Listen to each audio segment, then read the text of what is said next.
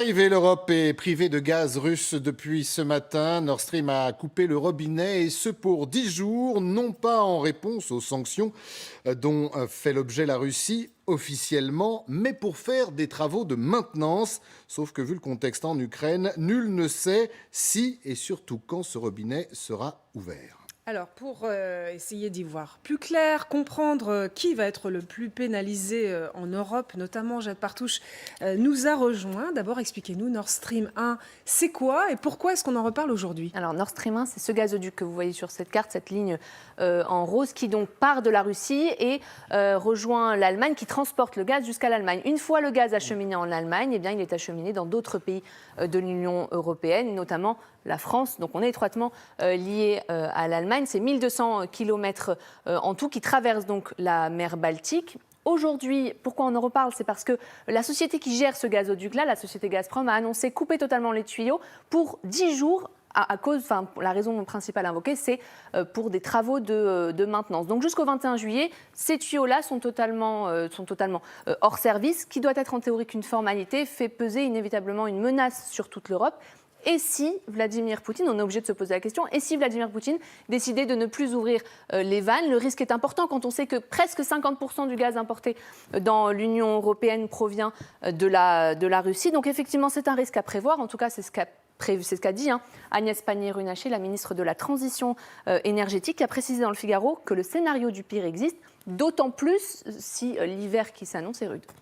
Merci, Jade. Vous restez avec nous. On vous retrouve dans un instant, Patrick Martin-Génier. Vous y croyez à ces travaux et surtout à la possibilité qu'il n'y ait pas une réaction russe de laisser ce gazoduc fermé?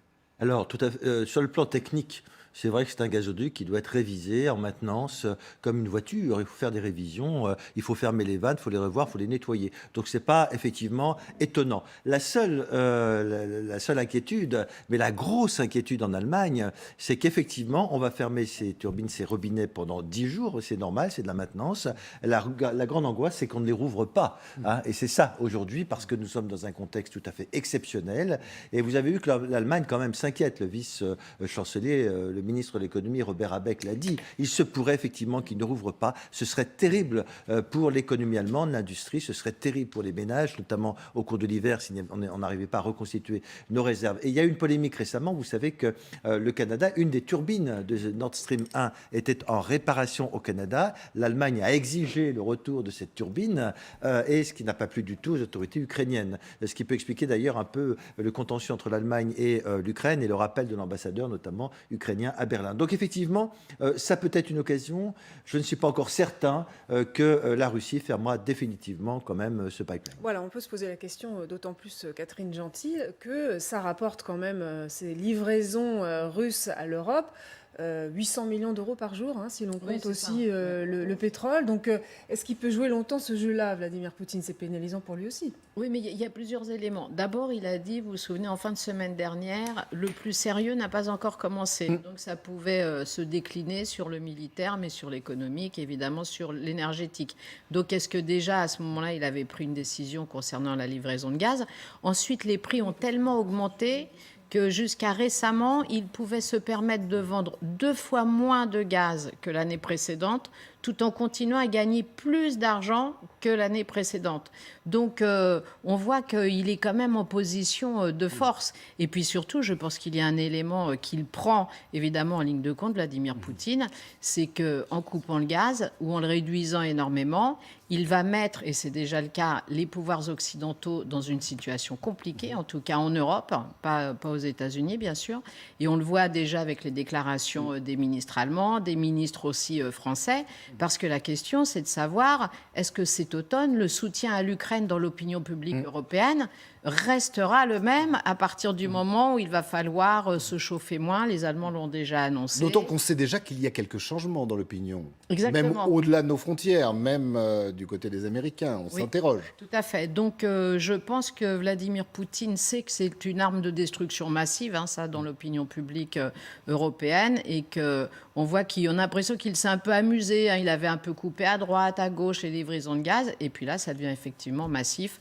Est-ce qu'il rouvrira dans 10 jours? C'est aussi sûrement un des éléments dont il considère que c'est une force pour lui. C'est le suspense et l'inquiétude qu'il distille comme ça dans l'esprit des dirigeants et des populations européennes. Alors avant de voir les conséquences de ces menaces russes, de ces coupures russes pour nous en France, l'analyse d'un expert, Philippe Chalmin, expert en questions énergétiques et en matières premières. Merci d'être avec nous.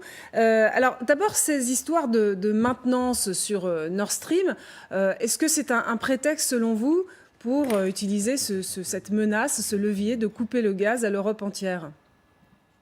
Oh, très probablement. Bon, qu'il y ait des périodes de maintenance sur un gazoduc, ça paraît tout à fait légitime, mais ils nous ont déjà fait le coup il y a maintenant 15 jours, lorsqu'ils avaient déjà diminué le débit de Nord Stream de près de moitié en disant que des pièces détachées de Siemens n'étaient pas arrivées. Là, je trouve que cette période de maintenance tombe juste au bon moment. Parce que c'est vrai, les Russes, il faut quand même le rappeler, les Russes continuent, malgré la guerre, malgré les sanctions, à livrer du gaz naturel à l'Europe occidentale. Ce qui permet à l'Europe occidentale de reconstituer ses stocks en prévision de l'hiver.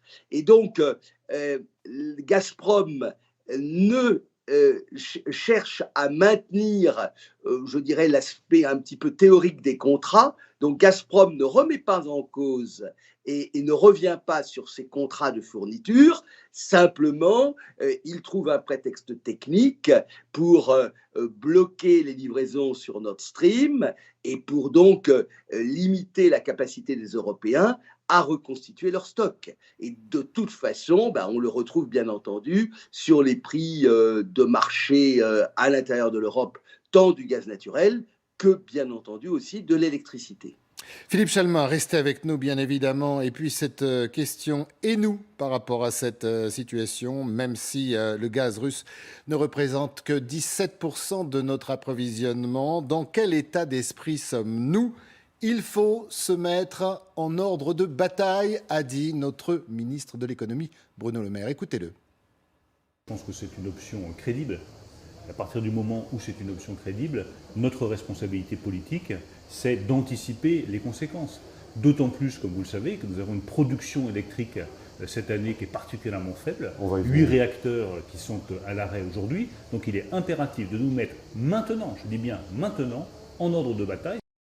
Voilà, et Agnès Pannier-Runacher, secrétaire d'État à la transition énergétique, se montre elle aussi alarmiste. Il faut se mettre dans le scénario du pire, car il existe. À tout moment, la Russie peut interrompre totalement ses livraisons de gaz. Jade Partouchon, on revient vers vous pour essayer de comprendre quels sont les risques de ces coupures sur notre marché à nous, en France. Alors, nous, en France, Christophe le disait, on est dépendant du gaz russe à hauteur de 17%. Donc, ce n'est pas énorme, mais effectivement, quoi qu'il arrive, il y aura un impact. Mais il faut élargir notre vision. En fait, si nos voisins, qui sont beaucoup plus exposés que nous, viennent à nous demander de l'aide, c'est ce qu'on appelle l'interdépendance des pays européens, et bien là, dans ce cas, les stocks ne suffiront pas. D'autant plus, dans un scénario noir, d'hiver rude et d'absence totale de vent, je pense aux éoliennes, là, effectivement, on ne pourra pas tenir sur nos capacités. En plus, gaz et électricité sont étroitement liés, c'est mécanique. S'il y a une baisse de la consommation de gaz, ça amplifie automatiquement la consommation d'électricité.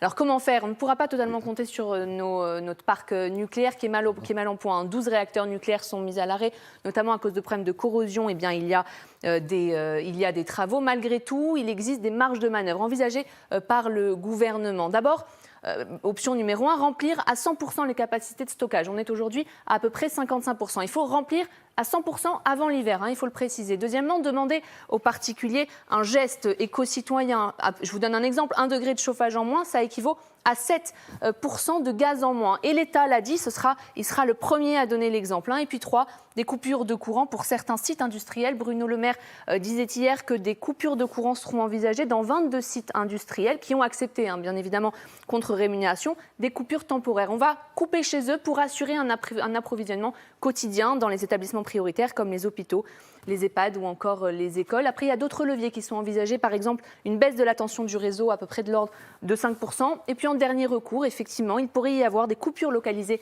chez les particuliers, mais rassurez-vous, elles seront le plus anodines possible, le moins handicapantes possible. Parce qu'il y a une règle, quoi qu'il arrive, cet hiver, si les robinets sont tous coupés, on ne pourra pas totalement compter sur nos voisins. Merci beaucoup, Jade Partouche, pour ces éléments très importants qui vont nourrir notre débat. Philippe Chalmin, quand le ministre de l'économie dit qu'il faut se mettre rapidement en ordre de bataille, après les explications de Jade, a-t-on les moyens de se mettre en ordre de bataille et de passer pour les Français, celles et ceux qui nous regardent, un hiver plutôt correct?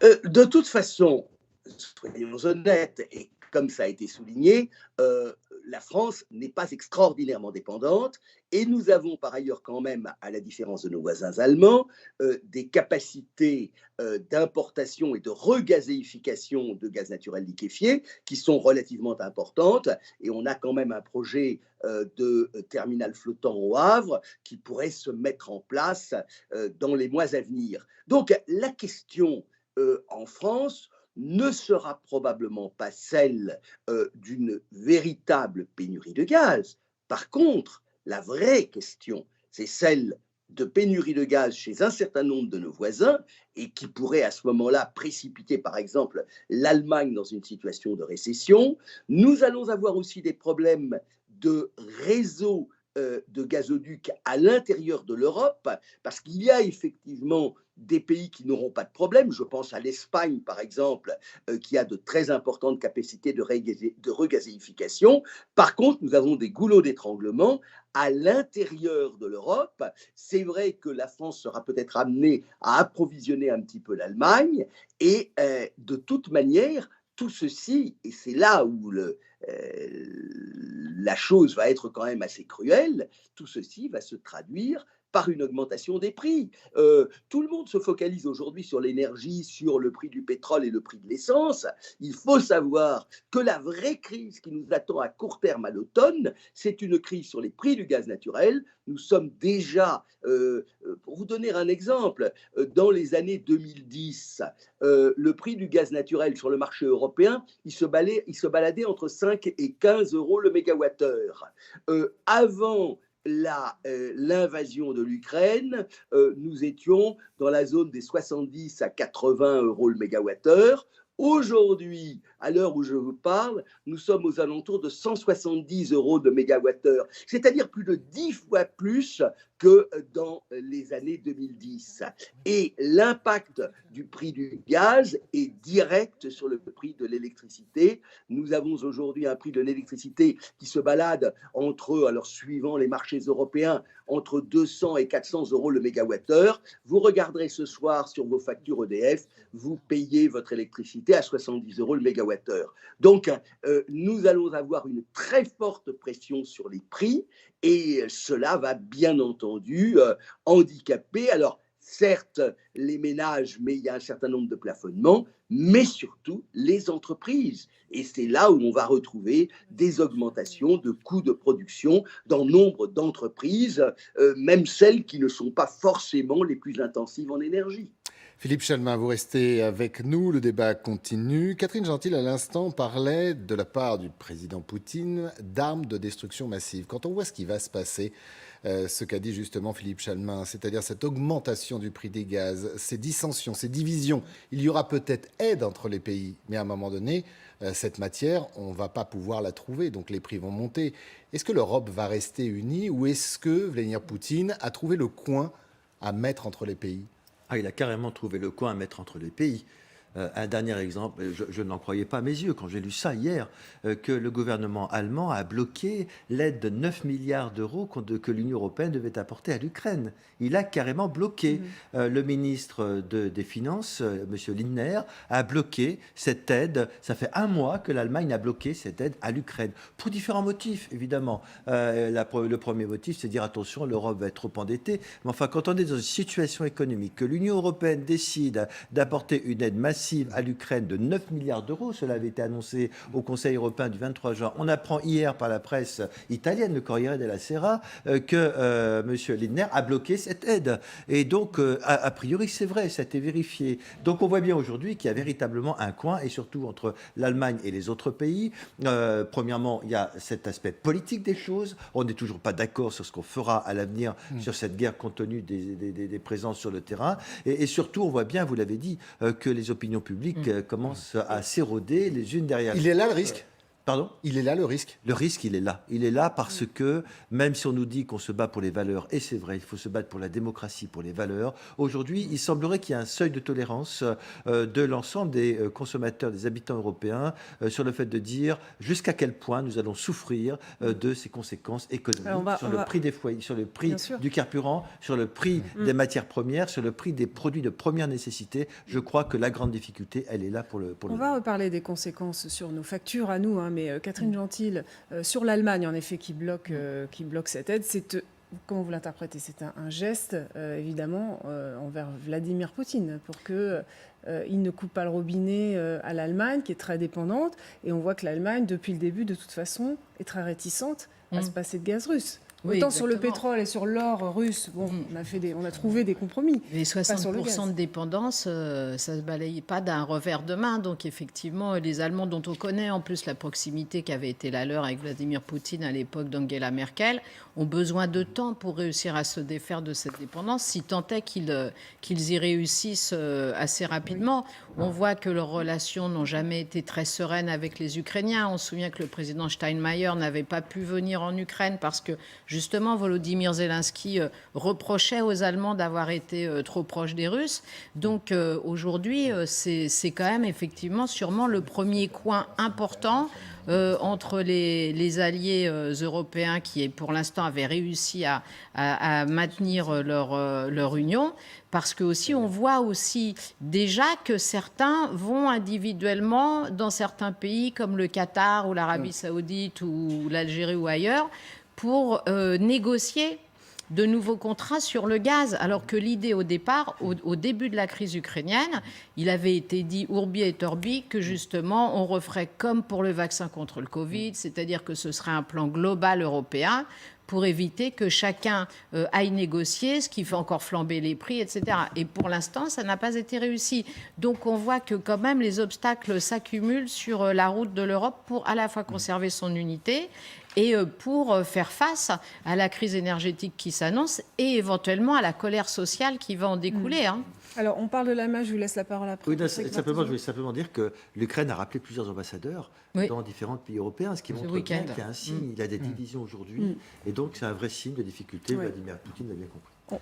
Oui, l'Allemagne a commis des erreurs, c'est de s'affranchir du nucléaire, donc, et puis ensuite d'avoir tout misé sur le gaz russe au cours des dernières années. Ça, c'est quand même...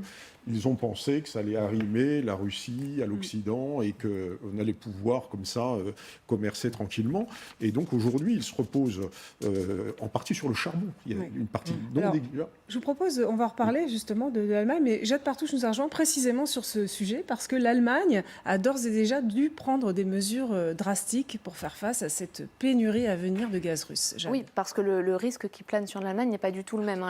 L'Allemagne était dépendante avant la guerre à hauteur de 55% du gaz russe. Elle a fait des efforts pour justement réduire sa dépendance. Aujourd'hui, 35% du gaz qu'elle importe provient de Russie. Et puis, il y a cette information importante. 50% des foyers se chauffent au gaz aujourd'hui. Si l'Allemagne ne reçoit plus de gaz, donc si les robinets sont totalement coupés, eh bien, j'ai trouvé ce chiffre qui est très intéressant. L'Allemagne peut tenir 2 mois maximum sur ses réserves. Robert Habeck, qui est le vice-chancelier allemand, a eu cette phrase très forte. Nous sommes confrontés à une situation inédite. Tout est possible.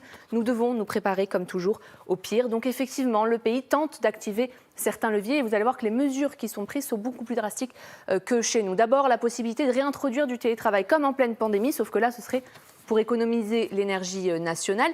Les députés allemands ont voté un plan économie. Et ce qu'il en résulte, c'est ça. Pas de chauffage au-dessus de 20 degrés pendant l'hiver et même des coupures d'eau chaude dans certains bureaux individuels. Et ensuite, certaines villes, au cas par cas, commencent déjà à prendre des mesures drastiques. Par exemple, diminution de l'éclairage urbain, arrêter totalement certains feux de circulation, rendez-vous compte où on en est, et puis couper l'eau chaude dans certains logements uniquement la nuit. Bien sûr, ça concernerait à peu près 200 logements. Alors là, je vous parle de l'Allemagne parce qu'on est étroitement liés à eux, donc pour simplifier, ce qui se passe chez eux nous concerne aussi, mais d'autres pays sont dépendants au gaz, parfois même à hauteur de 100% ou presque. La Lettonie, la République tchèque, la Finlande ou l'Estonie, pour vous donner que quelques exemples. Mais là, on n'est pas du tout sur le même ordre de risque lié à la pénurie, puisqu'ils ne consomment pas de gaz autant que nous au quotidien. Je veux dire, des solutions sont envisagées par Berlin et d'autres pays. D'abord, avoir recours aux centrales à charbon, vous en parliez à l'instant, et puis acheter du gaz chez d'autres producteurs, du gaz naturel liquéfié, notamment au Qatar et aux États-Unis. Merci beaucoup, Jade. Philippe Chalmin, est-ce que l'on peut dire aujourd'hui, au vu de ce qui a été dit sur ce plateau, que Vladimir Poutine a déclaré la guerre? La guerre à l'Europe, la guerre au-delà de nos frontières, la guerre de l'énergie? Incontestablement, Vladimir Poutine aujourd'hui utilise l'arme du gaz. Et je voudrais revenir sur ce qu'a dit le général, parce que je trouve que c'est tout à fait intéressant. Il faut bien se rendre compte que les Allemands, et avec les Allemands, le reste de l'Europe, a littéralement mis sa tête sur le billot du gaz russe.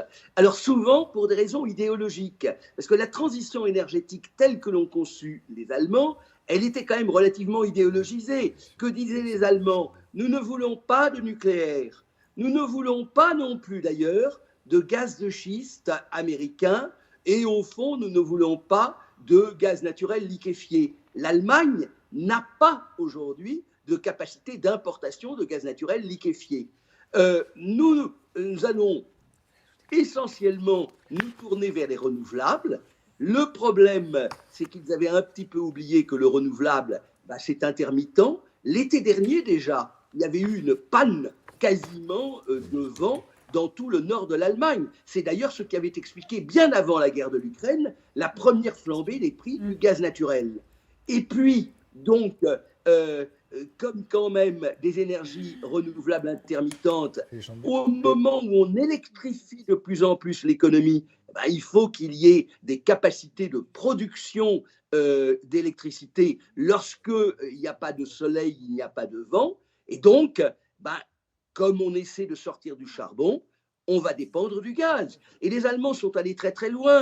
Lorsque les Russes leur ont dit, vous savez, il y a des tuyaux, mais ces tuyaux, ils passent par l'Ukraine, par la Pologne, qui ne sont pas des pays très sympathiques. Les Allemands ont dit, mais qu'à cela ne tienne, on va vous construire un tuyau sous la Baltique. On mettra d'ailleurs à la tête du consortium de Nord Stream l'ancien chancelier allemand Gerhard Schröder. Et on va même aller plus loin, on va même en construire un deuxième. Parce qu'actuellement, on parle de la fermeture de Nord Stream 1. N'oublions pas qu'il y a Nord Stream 2 qui pourrait éventuellement entrer en fonctionnement, et lui qui a été totalement gelé par les Européens. Donc nous sommes dans une situation dans laquelle nous nous sommes mis totalement la tête sur le billot européen, et lorsque Poutine arrive avec la hache, nous commençons à couiner.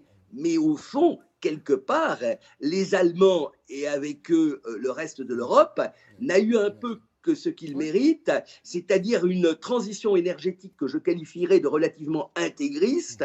Et à force, les intégristes écolos qui sont au gouvernement en Allemagne, aux Pays-Bas, dans pas mal d'autres pays, à force de vouloir toujours plus vert, on finit dans le noir de charbon. Merci C'est quand même l'immense paradoxe de la situation actuelle. Merci infiniment Philippe Chalmin, ce sera le mot de la fin. Merci de nous avoir apporté votre éclairage.